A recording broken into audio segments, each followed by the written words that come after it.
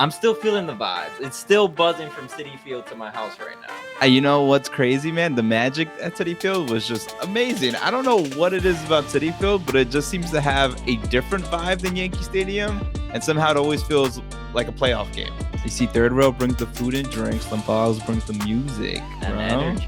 Yeah, I like it. It's a good combination. Yeah, it definitely felt like a playoff game against Nashville. It was intense. It felt good.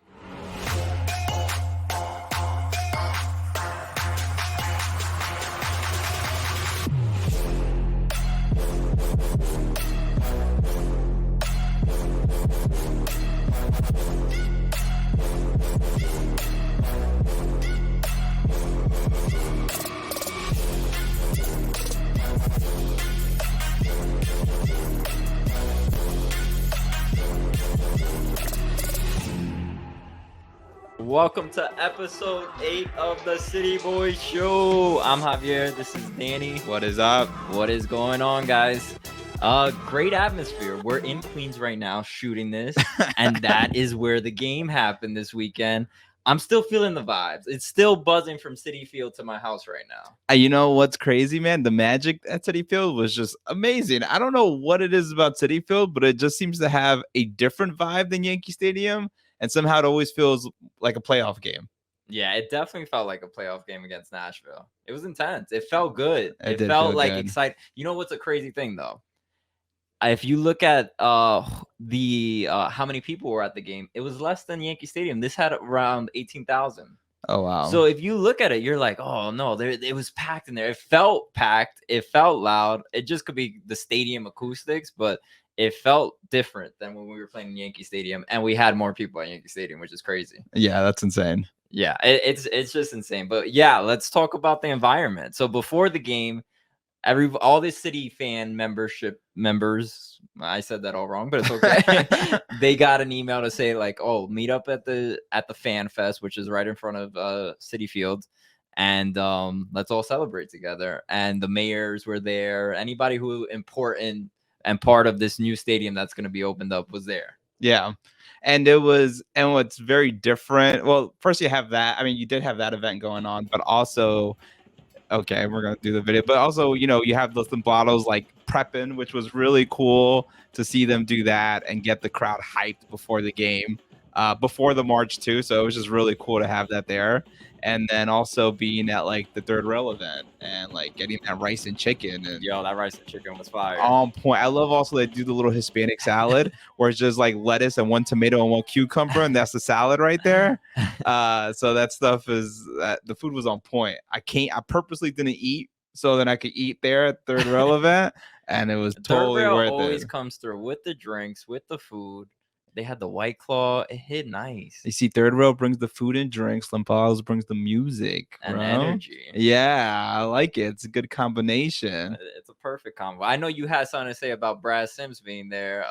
I just felt bad for him, man. Dude goes up there to give a little speech, and his what do you call that thing? His microphone. His microphone's not working. Nobody steps up and like tries to put his volume. No, that's not a microphone. No, What that's is not. that? I don't know. I went with it because I didn't want to correct you. But the horn, That is definitely not it. whatever it's called, bro. He gets one of those things. It's not working. Nobody from his crew comes up the steps. So I feel bad for him. He didn't know how to work it. That was the issue. Because then the Francisco Moya came out and he was just using that like, bro, Nah, somebody passed Moya a mic. Oh. Moya's team stepped up and brought him a mic, Yo, while Brad Sims got the bullhorn. Oh, yeah. It's called the bullhorn. Yeah, I think so. Hopefully. Definitely. But point is, don't play my boy Brad Sims like that, man. He's been doing good for us. He got us a stadium. Get the man a proper mic. He tried. He tried his best to give an inspirational speech, and it ended up being a dub. And then, so we go into the stadium. The vibes were great outside. It was fun. And then you got... Wait. Before we go inside the stadium, we met Chelsea from Los Temblados. Dope. It was nice. She was so excited to see us. I was like, I don't think I've been this appreciated by anybody in my entire life, bro. We were probably like the biggest letdown of our life. It's like, yeah, these guys are okay. But she was so excited. I was like, my family doesn't get this excited when I come home from work. So I really appreciate it, Chelsea. Yeah, shout out to Chelsea. And we put the stickers. She gave us some stickers We got the Slim Bottle stickers on our laptops now, so a little hyped about that. Yeah, we appreciate you. All right, we go into the stadium. So we got hype. Chelsea third row gave us food. Los Templados got us hype. Chelsea made us feel special. We're just feeling. We were feeling the. We were feeling the feelings. We were exactly. It was all on a high note. And then we go into the stadium, and then Danny got an exclusive. Not an exclusive. There was like 20 media members, but you did talk to Mayor Adams. How was that? I personally did not talk to Mayor Adams. I didn't ask one question because I'm a little scaredy cat. You were in the scrum. But we were down there, right? So the mayor gives a little speech to everyone in the stadium. And then Bedoya comes in and hypes him up. So funny though. I don't know why they didn't really think about this. They had the mayor and Bedoya right in front of the Nashville supporter section. So these guys are trying to talk, and you hear Nashville just doing their chants while the guy's trying to give a speech. Yeah, that was poorly done, because at one point he had to address it. Moya was like, hey, guys, you guys got to get loud in here because we're hearing the opposing fans. But they lined them up right next to the away supporters group. Bad move by NYC. Bad move. Next time, maybe let's put them next to our supporters. That's a guaranteed. It's a guaranteed not boo. Well, no, yeah, because you're talking about a stadium, so it's a guaranteed not boo. So as long as it's not a boo, I mean, that's where you want to line them up. Exactly. So that was a little mess, but point is, we got to talk after they gave that speech. Bedoya hyped everybody. Is it Bedoya? Yeah. Why do you see? I'm sorry. I don't know. I'm sorry, Moya. My bad. I was Moya. Francisco Moya hyped everybody up. Nashville kind of got quiet. I think they ran out of energy. The supporters did. Their team ran out of energy too. And yeah, and then we had a little like media group on the side of the field, the pitch with Mayor Adams, and pretty much we just asked them what he thought of the stadium. I thought a good question was by Michael Andrade. I'm always saying his last name wrong. Michael Andar. I'm probably saying it wrong. Okay, but he was like, hey, are there more people for the stadium or against the stadium in this neighborhood? And Mayor Adams said, look, hear the vibes right now. People want the stadium, and it brings a lot of affordable housing to the city. That's a lot of power phrasing. Yeah, we didn't edit the video because I was lazy, but it's on our Twitter if you want to check it out. Yes. But yeah, I thought it was cool to talk to him. I was really excited to see the councilman and the mayor so excited about it. So I know shovels haven't hit the ground yet, but it's looking like it's really gonna happen. You as you were coming back up to the press box, did Mayor Adams actually stay at the game? Nah, he didn't. I saw him leave. He's a busy guy. He should have stayed for the game. I was trying to pass him some Talis Magno stickers, but his team was surrounding him. But I was like, "No, nah, you would have got tackled, bro." They would have saw you like this, boom, tackled. It was gonna be a little scary. But I thought we'd be able to see him later, and then I saw him walk out. I was like, "Damn!" Didn't stay for the game. We saw that, Mayor Adams. We ain't snitching. We definitely snitching. All right, let's get into the game. It was wait, one more thing. Oh, this guy wants to keep talking. I want to talk. We had a great game. I know. We get into the action? I know, but can we talk about how great the vibes were in the game? I did not realize how better the acoustics sounded. And we've been to a lot of Citi Field games before. That's why I wasn't surprised by this. I don't know, but I thought it was because it was like a playoff game or because turnout was high. But to be in the press box and hear the trumpets from across the stadium, man, those acoustics on point. All I'm saying is every time it feels like we go to Citi Field, it feels special. And my question to you is Yankee Stadium or Citi Field? I think now it's starting to feel like Citi Field, right? Which is crazy because I love Yankee Stadium, but Citi Field just feels right now. And I don't know if it feels right now because we know a stadium's coming here. So now it's that feeling like, oh, it's coming here. Let's enjoy this. This is gonna be the new home. It's gonna be across the street from where we're at now. So I don't know if it feels better now because of that, or it's just like maybe it's that area too. Like you have the tailgating. It's like a tailgating central place. I feel like everybody's like huddled up in a spot versus in Yankee Stadium, you got like 7 different bars. So everybody's in their own little silos. You get me? Yeah, agreed. So I think it's better in Citi Field now, which is crazy. But I honestly, like, I get more excited to go to Citi Field now. The only thing I missed I agree with you. I'm really excited. I heard that after the closer we get to the stadium, we're gonna get more games at Citi Field. That's what I've heard. Which is logical. That makes sense, right? Exactly. But we got to get a bar, man. The game was over. I was hyped. I didn't want to go home. There was nowhere to grab a drink afterwards. We either need you a gotta post cross. game tailgate or we need a bar nearby. Well, there was post game tailgates happening. We didn't go to one. That's we don't our know. fault. I know. Or because we weren't invited. If you guys want to invite us to a post game Facts, tailgate, B. but I did see like cops come in, and I don't know if they were telling them like, "Hey, party's done." Yeah, probably. we need a tavern out there. Yeah, that'd be dope. I'm sure it's gonna come. Well, with this whole revitalization of the neighborhood and stuff, I'm sure there will be some outdoor bars and stuff like that too. But yes, for the time being, we gotta have something out there. We gotta have something. Maybe somebody pick a spot. I don't know. It'll be cool.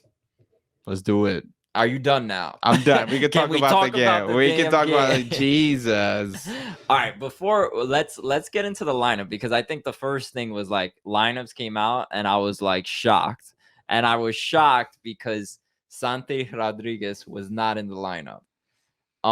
You further got more detail on that. Why wasn't Santi in the lineup? According to Cushing, he got a little bit of a injury in the last game. And he didn't practice most of the week. Yeah. And so that's why Ledezma got the start. They were just trying to be safe. Gotcha. And so when you saw Ledezma and Siegel, like when you saw this lineup initially, what was your gut reaction? Initially, because I didn't know Santi was hurt, I was like, what are you doing, homie? Like, Santi has been the best player on the pitch the past couple weeks. So to see Ledezma in there and not have Santi in there seemed wrong. And I was like, something must have happened. But I was also really excited to see Ledezma. I think we've heard a lot about him and he's shown some potential, but to see him get his first start, I was really excited for it. What about you? No, I felt the same way. I was excited about Ledezma, but I couldn't get over the fact that Santi was not in the lineup. Agreed. And I think this draws into a bigger conversation of how do we get both these guys out there. But let's get into the game first. So 11th minute, Tallis did a beautiful nutmeg. Like he went past two defenders, did a nutmeg, and then Jenik just comes out of nowhere and just kicks it, crosses it over to Kean Parks, who scores. What did you think of the play? What a banger by Parks! What a nutmeg by Tallis! It fit the vibes of the game of the environment, bro. I was just like, what? The whole thing just felt so clean and so perfect, and it just got the crowd so hyped. Everyone was excited about that goal. And then that we got the Kean Parks baby celebration afterwards. Oh, I had goosebumps. Yeah, Trey from Blue Balls asked Jenik if he stole the ball from Tallis. He's like, I don't know, but I saw Kean Parks in there, so I was like, I'm gonna pass it. Also, there's no way Magno would have had that same cross. So good job. Keep stealing it from him. So we score in the 11th minute. Vibes are good. Everybody's feeling the energy. The crowd is vibrant. Then the 25th minute comes, and Ledezma has the corner and he has the corner kick, shoots it into the box, and Chanot with like the karate kick right into the goal. It was sick. What a banger. What a banger. I couldn't believe it, especially because we've been so poor on set pieces. Actually, Nashville has been very good on set pieces, defending set pieces. And then for the ball to get that low, typically there's someone who's heading it in, that it just landed straight on his leg with that shot. It was just great. Chanot trying to get Callan's level offense out here. I know. He's like, yeah, I could be a number. Talking about number nines, I mean, defenders playing number nines, basically. Zimmerman, like in the second half, was just like he was basically a 9 at that point in this game. Yeah, I mean when they scored that goal, they were like, "No, we're gonna have everyone forward." And and Zimmerman did all right. He played well. It was like it was a natural 9. I'm like, all right, this guy doesn't need to be a defender anymore. So it was crazy to see. But let's get into Ledezma a little bit, because I think Ledezma, every possession he had was a positive possession. Like anytime he had the ball, he made an impact. And one thing I didn't realize was how fast he was. He's just a really, really fast player. especially compared to the rest of our players. Very fast. And I don't know if it was slightly because Nashville has slower defenders, but he just was going past guys like nothing. Yeah. So I just thought he was pushing the ball forward. He was pushing strong. And one thing I found interesting is usually your man of the match is somebody who's like scored a goal or done something more. I mean, he did have an assist, but he won man of the match and he didn't even score a goal. So I thought that was cool, kind of cool because it was his first MLS start and he made an immediate impact. And not only that, but he also just felt like he played the 10 better than anyone else who's played the 10 so far this year. Oof, that's a big statement. I mean, the thing is, it felt like he might felt much more natural than Santi typically plays, right? That's the only other person who's played 10 well. We've had a lot of people play 10 this year who have not played well. But Ledezma came in and he distributed the ball well. He attacked when he had to attack versus Santi, who his first approach is to try to attack and dribble. Ledezma, you could see, found the open guy, kept the ball flowing, and it was just so much different than what we've had in that position. So I really enjoyed the way Ledezma played. You're right. He had good pace. He was flying from playing defense and offense, and he distributed the ball, I think, really well. So I think Ledezma's looking like a real strong 10. No, he is. And I think that then goes into our next conversation. If we're feeling so confident about Ledezma, yes, Santi had a ding this game, and that's why he only played 30 minutes. How do we get Santi and Ledezma out there at the same time? I called it last week. I'm calling it again, man. So I'm torn up, and maybe we should have this conversation first, which is Siegel didn't play so great, right? Siegel had one shot on goal, and it was a very weak shot for a striker. But it happens, and it's only his third game of the season, so it's hard to like really criticize him for it. But at the same time, he's not showing big flashes. But what we've heard from the coach and what we also are seeing on the pitch is because he's a natural striker, he's making spacing for Ledezma, for Talles Magno, for GP. And so, yes, he's not like scoring, but he's also playing a real striker role. And so it's giving the other players ability to like make plays. But what if you take out Siegel, you put in Santi, and you make him a false 9? I just think Santi has the ability to distribute the ball. Santi has the ability to score. And if you could figure out how to hold on to the ball for a few minutes or a few seconds, so then he could give the rest of the team the ability to get open, I think he could be a deli 9. Although I know he's not super. I don't know if he's ever played that position. Yeah. Outside of like some of the 80th minute, he's coming in and he's playing a 9 position. I don't know if it's a false 9. I don't know what the plan is there. But I think about him Santi there. at the wing, though. Why not have Santi at the wing and Magno back at the 9, possibly? Bro, Magno is not good in the 9. Yeah, but he can always play a false 9, right? And then you have your wingers coming up behind him, making plays, Santi being dangerous from the winger, and then you still have Ledezma in the center being able to distribute the ball and play the way he has. And we saw Ledezma. He's dangerous as well with the ball. He had a shot that was a great shot as well. The thing is, Talles on the 9 isn't a false 9. It's a fictional 9, bro. Dude doesn't play the position right at all. And he can't strike. He's not deli either. But so are you throwing in the towel on Siegel? I'm not throwing in the towel. I'm saying it's still early on the season. I don't love that Cushing's tinkering, but if he's a tinkering type of coach, tinker. if he's gonna keep tinkering, might as well tinker with Santi on the 9. Because how do you not have such a great? How do you not have Ledezma out there? Well, look, it was a great game by Ledezma. I agree. He put in 60 minutes of work, and it's going to be hard for you to say this guy shouldn't start every game after that. But it's only one game. So I think we need to slow our roll.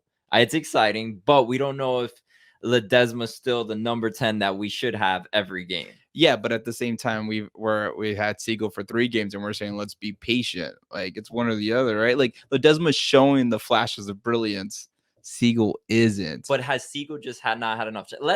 This is what Nick Cushing had to say about Siegel. Does he have to improve? Yeah, he had another chance tonight. He's had one chance in every game and he hasn't scored yet. So he knows he has to score goals to continue to roll in the team. But at the same time, I think it's unfair to put the same expectation on Gabe Siegel as we had on Tati Castellano. You know, this guy is a goal scorer that has scored goals, and Gabe Siegel's played 3 games. You see, he's not Tati Castellanos. Was Tati Castellanos 3 games into his NYCFC career? No, he wasn't. Oh, yeah, but the thing is, Tati Castellanos always had like a flair about him. You saw it. I'm not giving up on Siegel. Just because Tati's got that smoothness doesn't mean that Siegel can't become a great player. You know what I mean? I definitely don't think Siegel's going to be the answer by the end of the season. I 100% believe that we're going to sign a striker in the summer. Tati Castellanos is coming back, but I don't think he is. But I do think that.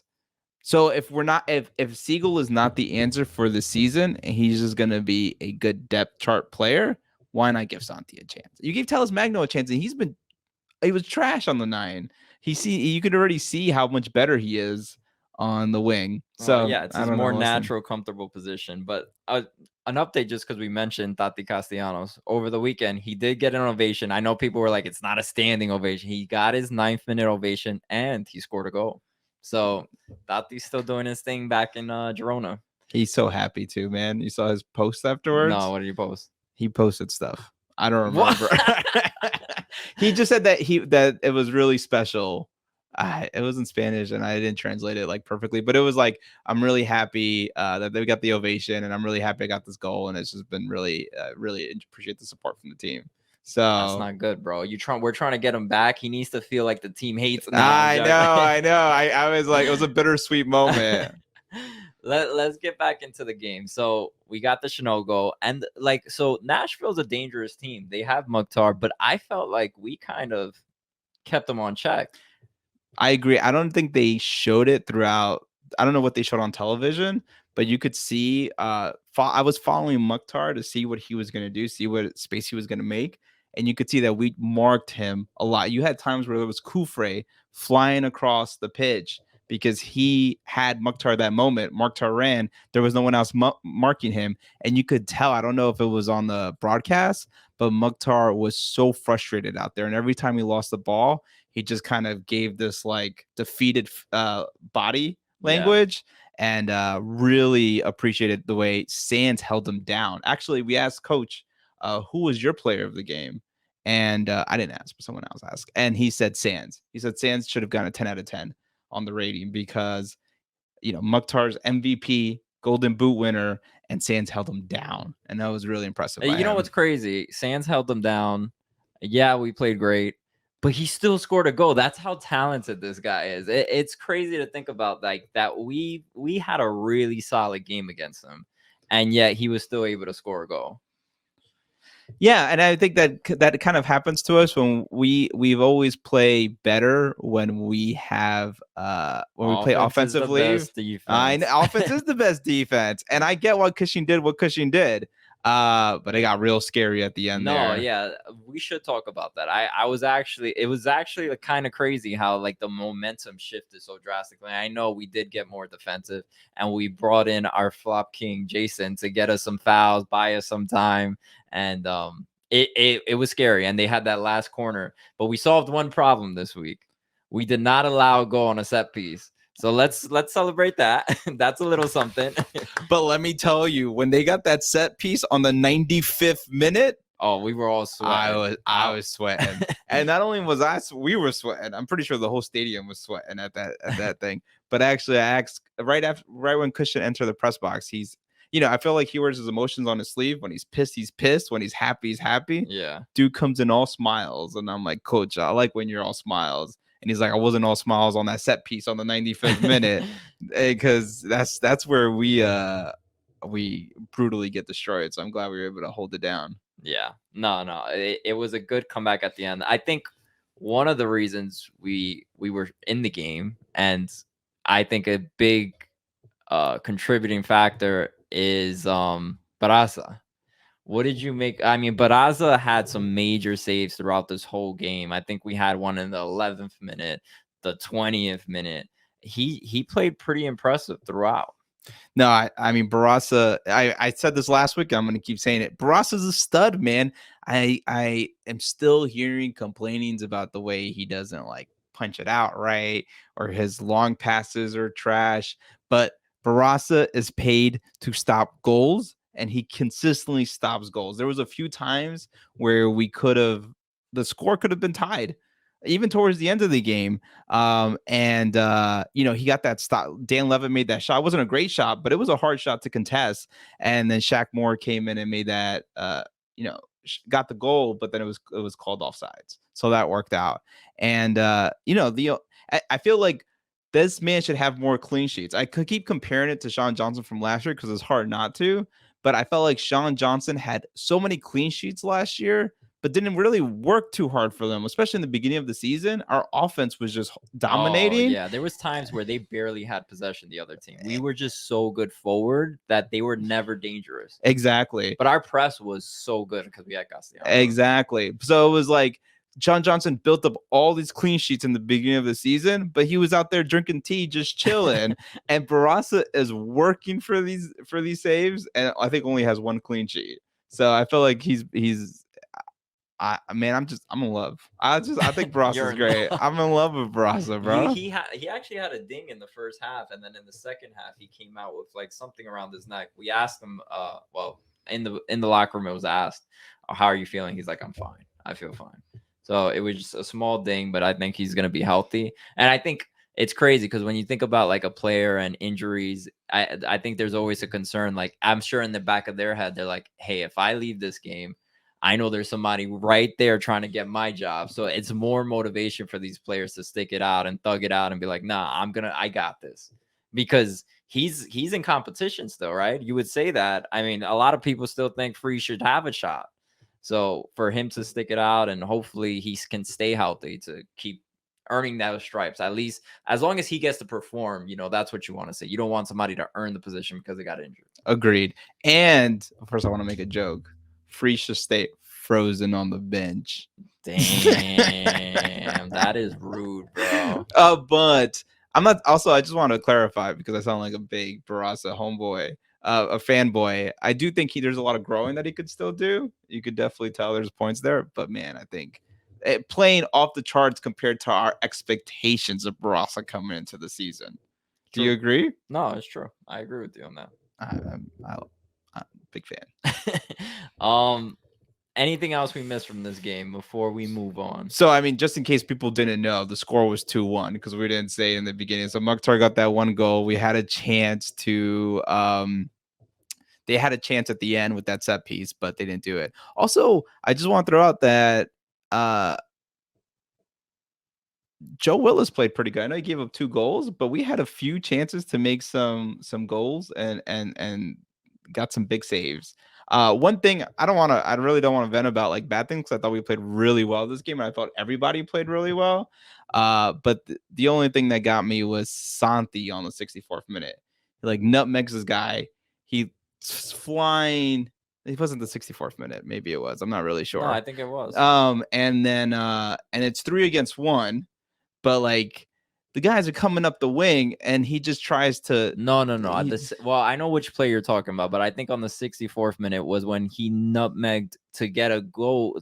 He almost scored a goal right at the box. Oh, so yeah. So you're confusing it. He had an open break once, where he could have passed it to Perea, I think, on the right, or the left. I forget what it was. But he didn't pass it. But yeah, Santi had that one nutmeg that was in the box, which was dangerous. And I think it was Sante's like, hey guys, don't forget, I know you like this Ledezma kid. I'm still the 10 out here. It was like Sante claiming his position in the locker room, in the field. Yeah, and just to kind of, circle it up, or close it. Santi is just so good, but those little like mishaps that he have is, I think, what's stopping him from being such a great player. And, from that 3-on-1 where he could have passed it out, from that nutmeg, but then score the goal. No, but that brings a great point. And I don't think it's a Santi problem. I think it's the team problem. we suck at counters. Like there's so many times where we do the right things right when the counter starts, and then at the end there's three guys, and then whoever's being defended by those three guys does not give it to the next player or passes it out or isn't looking to see who's open. That's where I think that's one of our weak points on counters, because we could be way more dangerous. We have the speed to be dangerous, but there's a lot of times where we're on these counters, there's three defenders and we do nothing with it. Yeah, I don't want to say we have the speed, because we definitely do not have the speed. I mean, now that we have Perea, Santi, bro, I think we have this. I think we have the slowest front line in the league. I think Santi's our only fast player. Now maybe Ledezma has some speed, but Talas Magno and Pereira are not fast, and Siegel's not fast, and yellow card Pellegrini is not fast right now, or accumulated. But I do believe that we don't get those counters. I'm 100% agreeing with you, and because we make those counters happen, and we don't make them, do anything with them. So hopefully when Ledezma comes in, we come in. You mentioned Perea. I mean, Pellegrini. How does, if Ledesma's here, does that affect his minutes? Yeah, I think it is going to affect his minutes. I mean, it's not like Ledesma's going to play right wing, right? No, but now we're already talking about Santi. Like now it's getting a little more, this front line is becoming a little more stacked, right? If we're starting to feel like Ledesma is going to be legit. So then Pellegrini starting over Perea, I still don't know if I like that. Perea shown he's really good. But I think it's going to be interesting to see if Nick Cushing chooses Pellegrini now over Santi. Over Santi? I mean, not Santi, no, Perea, sorry. Okay. I think that's going to be a bigger competition than we think, because I think Pellegrini plays more defense. I think he loves his work rate. I think he loves his work rate too. And GP, it's really interesting. He's either a killer or he's kind of like non-existent sometimes. Yeah, I agree with you. And so it's like, do you play Pellegrini, who has better defense but really limits their offense, or do you go with GP, who might be a little bit of a defensive liability but at the same time could give you really explosive moments? Like GP's so talented, but he's also not perfect either, and he has a really strong left foot, but my man's right foot, it might as well just not have that foot. Might as well just be and so it's like, neither. I definitely think the ceiling on GP is way higher, but Pellegrini brings something to the table too. He's the second coming of Medina. Oh my gosh. And that's when I cut you off. All right, let's get into FC Dallas. You always do the homework. I sit back. Tell us about FC Dallas. All right, FC Dallas. They are fourth in the division with a 4-2-2 record. Their last game, they won 2-1 against RSL. And what's really interesting was the second goal was by Bernard Kamungo, which this guy has such a crazy story. I know we don't follow a lot of players from other leagues, but from other teams, but I just think this guy's story is so cool that I want to share with you guys. This guy was part of a Tanzanian refugee camp. Oh, wow. And through some program, the International Rescue Committee, he moved to Texas at the age of 14 years old. And then he played for the varsity soccer team there. And while he was playing there, he tried out for the MLS Next Pro in North Texas, and he got invited to the preseason training camp for this team. That's so crazy. This was his first. And then what happens is last year, dude plays for MLS Next Pro, is second in the Golden Boot race with 16 goals and 5 assists and 25 appearances. And then comes to this game. This is his first game of the season, and then scores a goal. This guy has a serious career, bro. That's awesome, bro. That is that's really actually awesome. A really cool story. I hope he sucks this week, but in general, yeah, good. Yeah, we don't care about you this week, bro. But a cool story nonetheless. Yes, and then we always know Jesus Ferreira. He makes everything look so easy, bro. It's so annoying, bro. And I mean, and he's been playing really well this season. I wish he made it look easy. On the U.S. men's national team? Yes, because he was trash during that. No. Oh, yeah. Bro, Jesus Ferreira was so bad last year. In the World Cup. The World Cup. He was got so one bad. Start, though. And he was so bad. Oh. I was like, put Sargent out there, please. I can't. But or put Gio Reyna out there. I'm joking. Let's not bring it too No, soon. we did actually. We were complaining about Gio Reyna not playing. No, I know, but that's the whole. I didn't want to open that can of worms. I want to open it. No, that's the game. That's way too late. We should have had a podcast in December. We took a break, but Jesus Ferreira 5 goals. Dude has an average. That doesn't even make sense. Well, he has expected goals 3.36. 18 shots this year, 7 shots on target, 5 shots off target. Dude's been 5 goals in 8 games. That's pretty good. Jesus Ferreira is gonna really be up there. So we got to watch him out. But I think if we could stop Hani Mukhtar, we could stop Jesus Ferreira. Fair point. And we're back at City Field. The vibe is fire over there.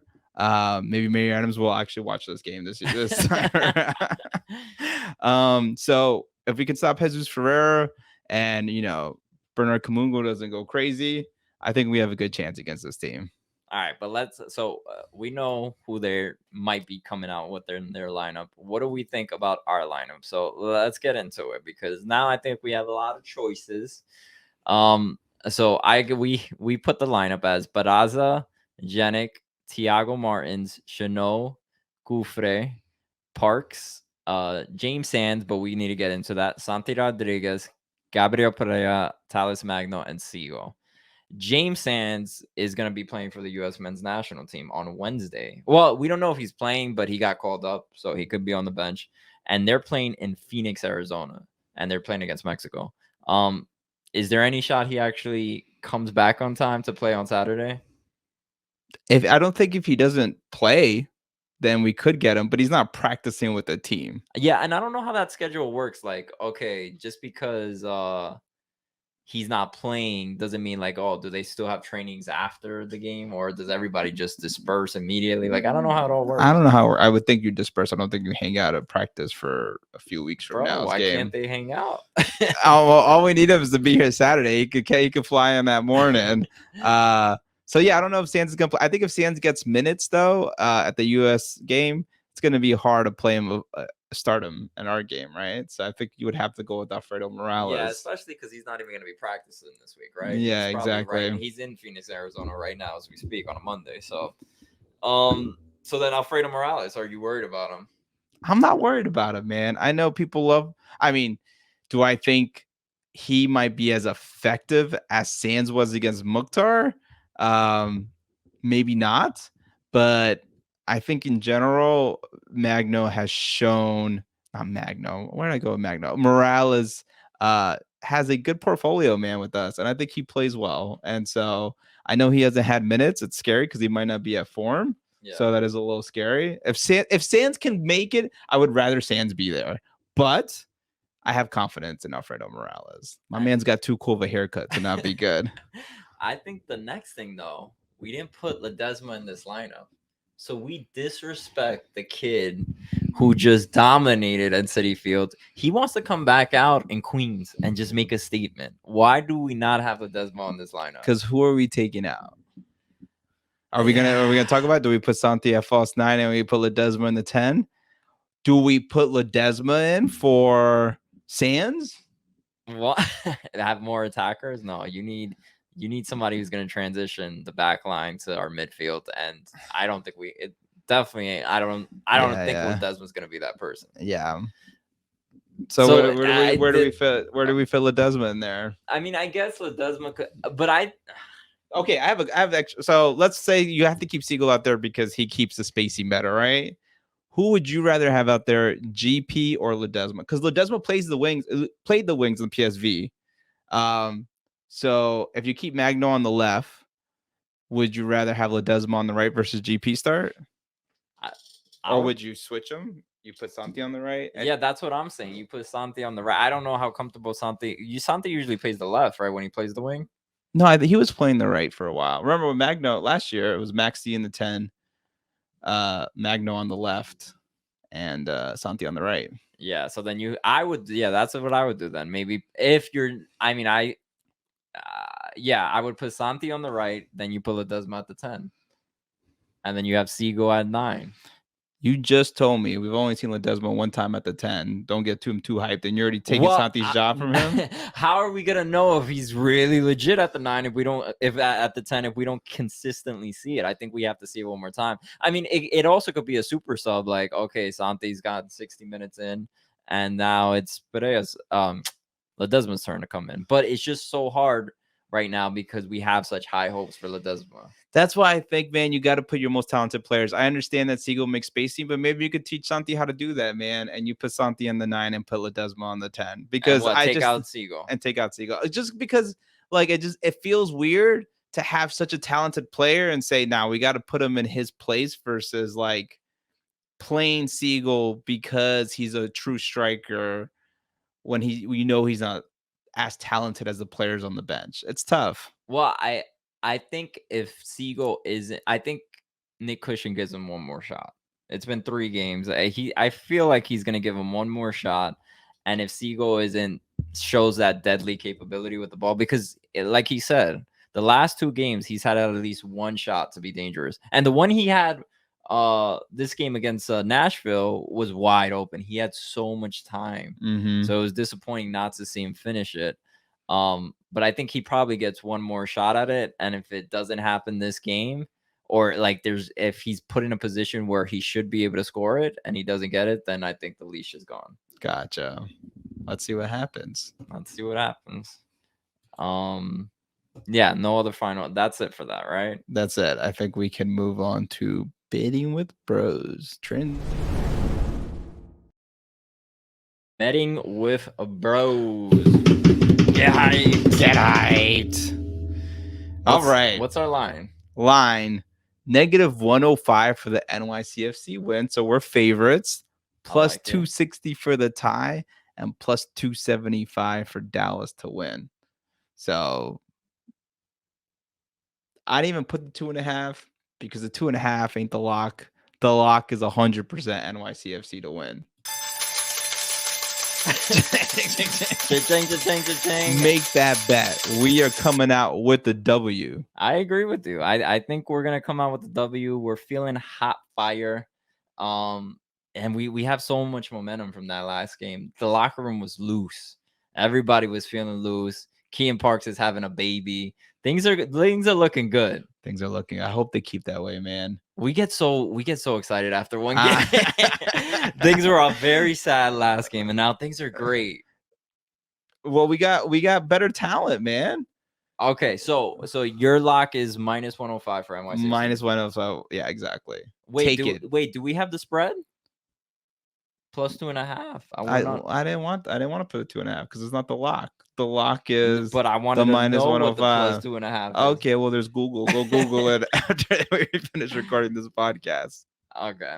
So final prediction then. What would be your final score for this game? I'm gonna say 2-0. Barraza deserves a clean sheet, and Jesus Ferreira is gonna pretend he's at the USA team and play crappy. Oh, is he there? We both just got a light bulb. He might. No, I think he'll still. He might actually have been called up.